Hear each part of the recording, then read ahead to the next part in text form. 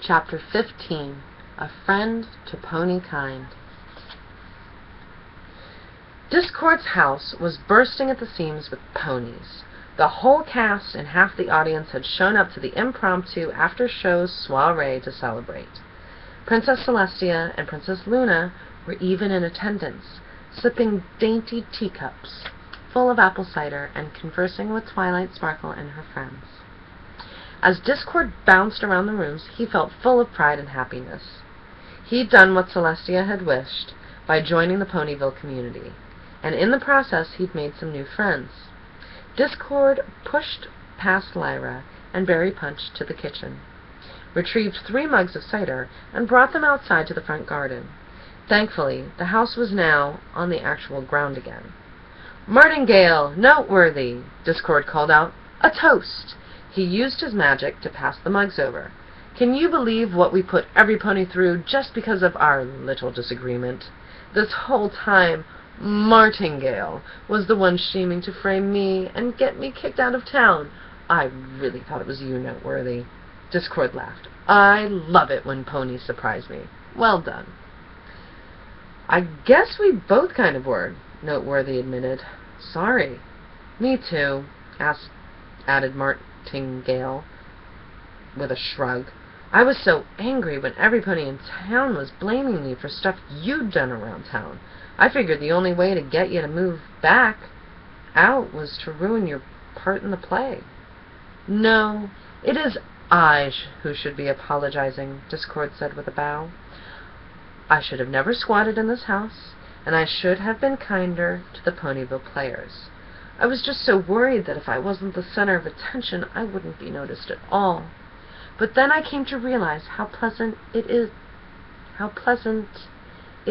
not to have everything revolve around you." "Who knew?"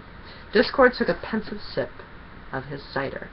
"Everything is a team effort here in Ponyville. Just fascinating." "I was hoping you would feel that way, Discord," said Princess Celestia, walking over to them. Princess Luna followed. Discord and the 2 stallions bowed to the royals. Celestia smiled. "And all I have to say? You surprised me, too. Excellent performance in the Singing Stallions, and as a pony as well." The sisters shared a chuckle. "Being a pony isn't so terrible," Discord said, rolling his eyes. "But I'm glad I'm still not one. As long as you're a true friend to Ponykind, that is enough. It will always be enough." Celestia bent down and conjured up a swirl of glittering pink magic from her horn. "I believe I owe you something." Suddenly an object appeared that looked like a ball carved from stone. "Finally!" Discord exclaimed. "I've looked everywhere for this." Celestia wore a baffled expression. "I'm unaware of what this object is, but I know that it means a great deal to you. You only put your crest of chaos on your most valued possessions, if I recall." "Too right, Princess," Discord agreed. Holding the stone ball close to his chest, he whispered something, and a swirl of multicolored magic enveloped the Draconicus and his treasure. When the color dissipated, the object had transformed into a fishbowl.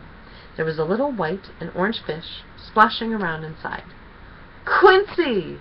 Discord cried out, gathering it in tight embrace. "It's been so long, I've missed you." Fluttershy noticed right away. She came over and peered into the bowl. "Aw, who's this little sweetie?" "My clownfish, Quincy," Discord explains like a proud parent. "But I like to call him Q. It feels so good to be reunited. I do believe there's just one thing missing." "What's that?" asked Twilight Sparkle, turning her attention away from Rainbow Dash, Pinkie Pie, Rarity Spike, and Applejack. "Home!" Discord laughed and looked down at the happy fish. "Come on, Q. Martingale found a buyer for our Ponyville house. Let's go back to where it's normal." Then he gave a wink, turned on his heel, and headed in the direction of Chaosville. As soon as he was out of sight, Discord's face suddenly materialized in the reflection of every pony's drinks, giving them a fright. "Boo! See you all for next year's show, Ponyville players. This time I better get the lead, or else." He shouted and then broke into his famous cackle. "Just kidding, but you should have seen your faces." I think that's the end. The end.